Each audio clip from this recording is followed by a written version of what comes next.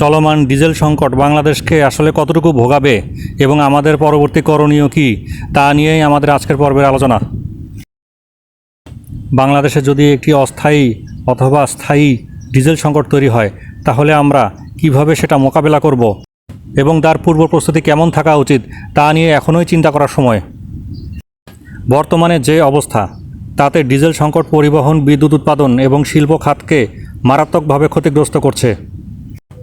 সরকার ইতোমধ্যেই রেশনিং ব্যবস্থা চালু করেছে, ফলে পাম্পে দীর্ঘ লাইন এবং সরবরাহ ঘাটতি দেখা দিচ্ছে।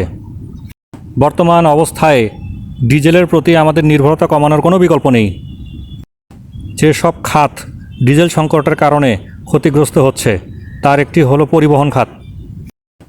বাস, ট্রাক এবং লঞ্চে ডিজেলের ব্যবহার বেশি, সংকটের কারণে ভাড়া বৃদ্ধি এবং পরিবহন ব্যাহত হচ্ছে। বিদ্যুৎ উৎপাদন, অনেক পাওয়ার প্ল্যান্ট ডিজেল এবং ফার্নেস অয়েল নির্ভর, সংকটে কিন্তু লোডশেডিং বৃদ্ধি পাচ্ছে। শিল্প খাত, গার্মেন্টস এবং ক্ষুদ্র শিল্পে উৎপাদন কমে যাওয়ার আশঙ্কা তৈরি হচ্ছে, ফলে রপ্তানি আয় হ্রাস পাচ্ছে। কৃষি, সেচ পাম্পে ডিজেল ব্যবহৃত হয়, সংকটে কৃষি উৎপাদন ব্যাহত হওয়ার আশঙ্কা তৈরি হচ্ছে। মানুষের সাধারণ জীবনযাত্রা, জ্বালানি দামের ঊর্ধ্বগতি বাজারে পণ্যের দাম বাড়িয়ে দিচ্ছে। এই সংকটকে মোকাবেলায় অবশ্যই স্বল্পমেয়াদী এবং দীর্ঘমেয়াদী পদক্ষেপ গ্রহণ করা জরুরি। রেশনিং ব্যবস্থা, সরকার ইতোমধ্যেই পাম্পে চাহিদার তুলনায় 10% কম ডিজেল সরবরাহ করছে। স্পট মার্কেট নির্ভরতা, এলএনজি এবং তেল স্পট মার্কেট থেকে কেনার চেষ্টা চলছে। দীর্ঘমেয়াদী পদক্ষেপের অংশ হিসেবে বহুমুখী আমদানির উৎস খুঁজতে হবে। মধ্যপ্রাচ্যের বাহিরে আফ্রিকা এবং এশিয়ার অন্যান্য দেশ থেকেও জ্বালানি আমদানির চেষ্টা গ্রহণ করতে হবে। নবায়নযোগ্য শক্তি, সৌর, বায়ু এবং বায়োমাস শক্তিতে বিনিয়োগ বৃদ্ধি করতে হবে।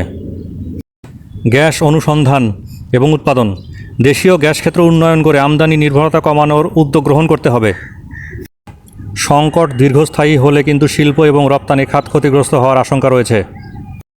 তাই এই সংকট মোকাবেলায় কৃচ্ছ্রতা সাধনের কোনো বিকল্প নেই। দেশবাসীর ঐক্যবদ্ধ প্রচেষ্টায় আমরা ইনশাআল্লাহ এই সংকট উত্তরণে সফল হব। তবে বাঙালির যেটা চিরাচরিত স্বভাব, অর্থাৎ সংকটে পণ্য মজুতকরণ, এই ধরনের আত্মঘাতী কৌশল থেকে বের হয়ে আসার কোনো বিকল্প নেই। অন্যথায় এই ক্রাইসিসের মধ্যে ক্রাইসিস তৈরি করলে তার ফল সবাইকেই ভুগতে হতে পারে।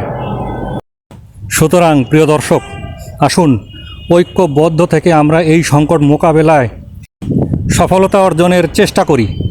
প্রকৌশলী আহসান।